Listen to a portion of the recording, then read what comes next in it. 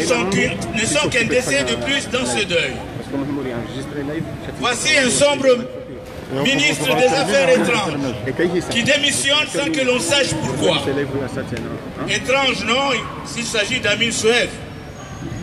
Plus sérieusement, cela fait plus de 2 mois que notre pays n'a pas de ministre des Affaires étrangères, sans que cela préoccupe le putschiste.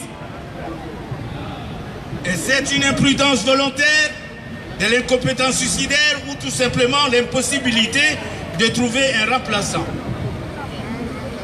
Dans tous les cas, la situation n'est pas acceptable et fort dommageable pour l'image du pays. Nous condamnons avec énergie la gestion catastrophique de notre État. Comment un pays indépendant peut se permettre une telle bévue? Peut-on mettre en veilleuse toute l'activité d'un ministère régalien comme celle des Affaires étrangères d'un pays auprès des pays et des organisations internationales?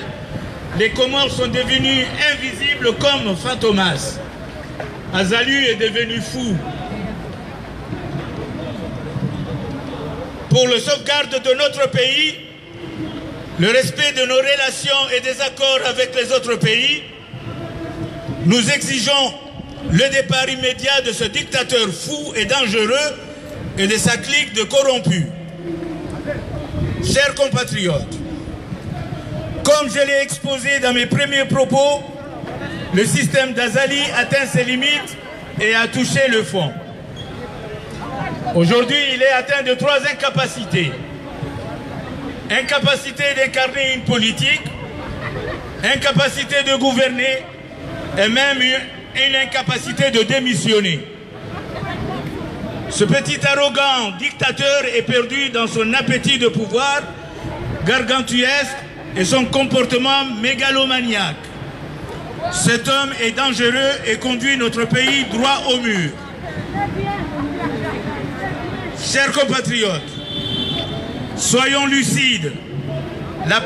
L'après-Azali se profile à l'horizon. Les signes sont là, sa fin est proche. La fin de cette dictature est inéluctable grâce à votre détermination à mener jusqu'au bout de ce noble combat. Alors, notre objectif est double. D'abord, nous devons amplifier le combat en unissant toute notre force pour porter le coup fatal à cette dictature. Ensuite, nous devons impérativement préparer les Comores de demain, à savoir Daoula Yahaki. Ces 2 missions doivent être menées de façon déterminée et sans complaisance. En effet, la lutte implacable pour la chute de la dictature est liée à la préparation de l'instauration de l'état de droit. Sans cela, c'est laisser la porte ouverte à une autre forme de dictature. Chers compatriotes, toutes les forces vives, notamment la diaspora fer de lance de ce combat, doivent poser les fonds baptismaux de la venue du Daoula Yahaki. Il s'agit de l'unité et l'intégrité de notre pays, de l'état de droit, d'une vraie justice, d'un vrai système de développement économique et social au profit du Comorien, d'une vraie politique étrangère capable de défendre les intérêts et l'unité de notre pays.